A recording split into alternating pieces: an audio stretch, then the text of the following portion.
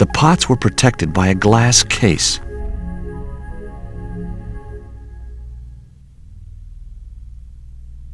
Hi, girls.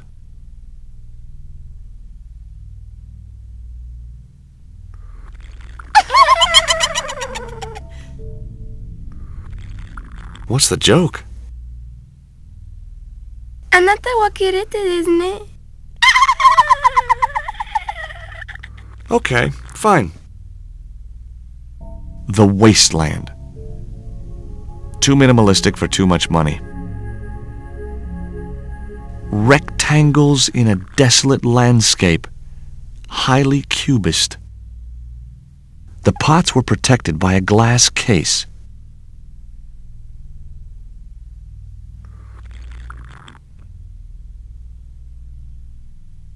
Are you Mr. Glees, the owner? Good God, no. Then I guess that must be him over there, right? Your powers of deductive reasoning astound me. What's that you're drinking? I'm not sure, but I have a suspicion it might be urine. Glees can't expect a favorable criticism of his gallery when he serves this muck. Have you heard of Professor Oubier? Yes, of course. I was at his house earlier. If you're going to drop names, you could at least name one worth dropping. I thought Oubier was a well-respected man. Why, his last book was nothing but pseudo-intellectual claptrap. The demented rabblings of a drug-dependent has-been. Rectangles in a desolate landscape. Highly cubist. Spheres in a barren waste. Oh, very profound. I could see a pattern emerging in this artist's work.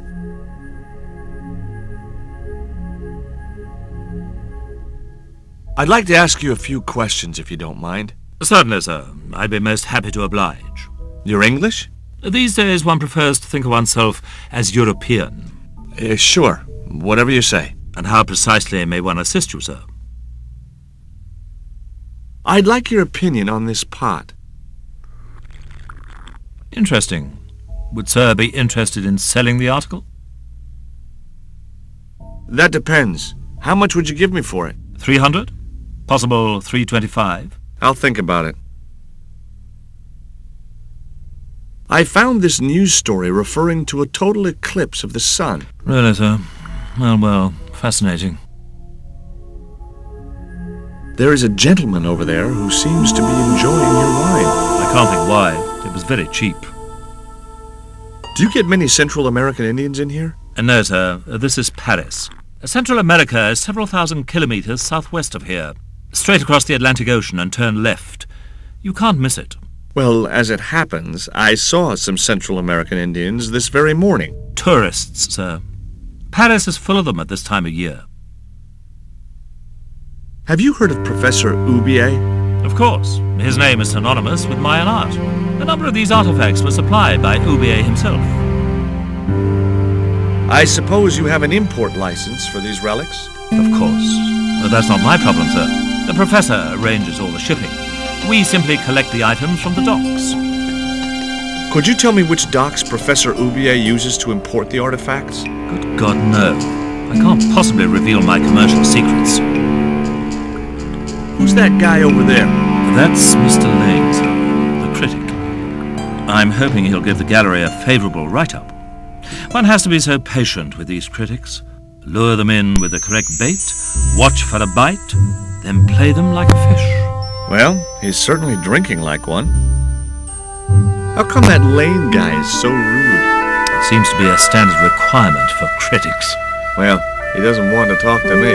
If I was you, I'd give him a wide berth, sir. That suits me. I wouldn't want to get too close to him anyhow. Do you believe the story that Oubier murdered his wife? If it was true, who can blame him? She was an opportunist tramp. Well, that's what I heard. Have you seen any of Oubier's wife's films? Only one.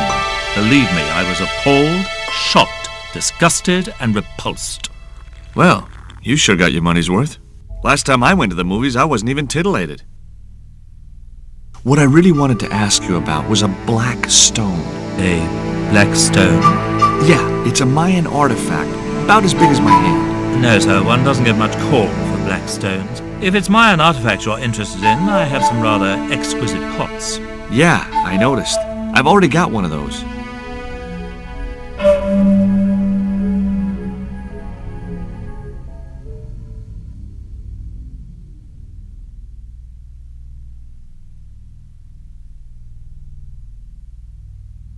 Excuse me, sir. Uh-huh. That area is private. Oh, so I'm not allowed back here? No, sir.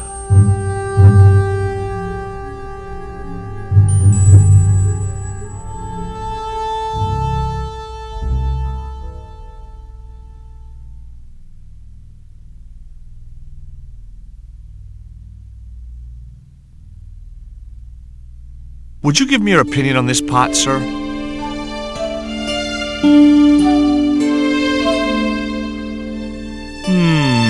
Yes, very rapouche. Rapouche? Hideous. What the hell do you think you're doing? You smashed my pot. Certainly, it was not only worthless, it was ugly and offensive. To you, maybe. Believe me, I was doing you a favor. I wasn't going to waste any more breath talking to that pompous blimp. Maybe I could turn the situation to my advantage, and at the same time, get my revenge.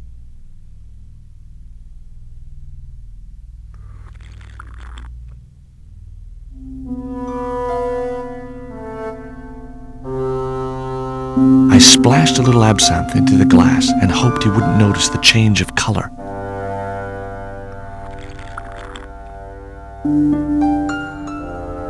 Did you put something in my drink? Yeah, I did. What do you think?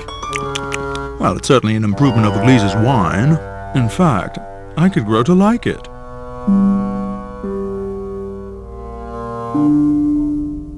Allow me.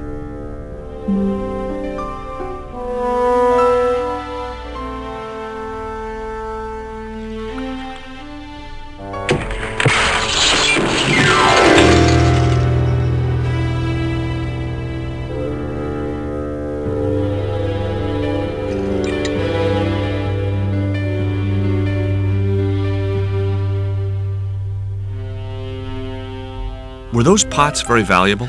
The pots are insured, but not the shelving. You've no idea how much that cost me. I wasn't going to waste my breath on that drunkard.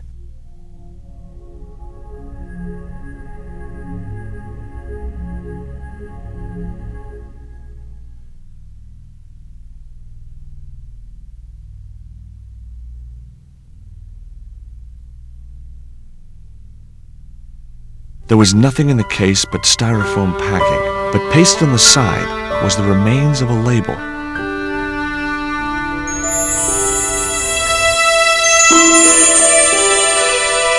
Underneath the logo of a flying bird were the words Condor Trend. The rest of the label was missing.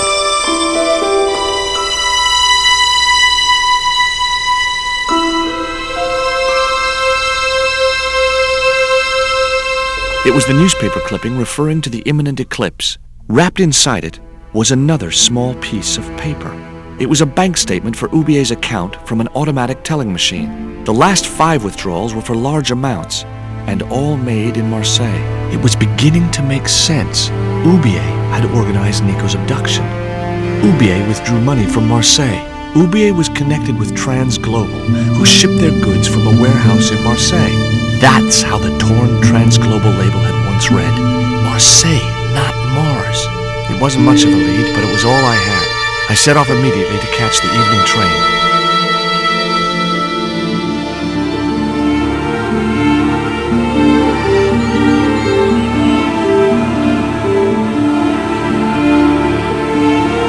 It was almost dawn when I arrived in Marseille. I traced Condor Transglobal to a desolate dockside.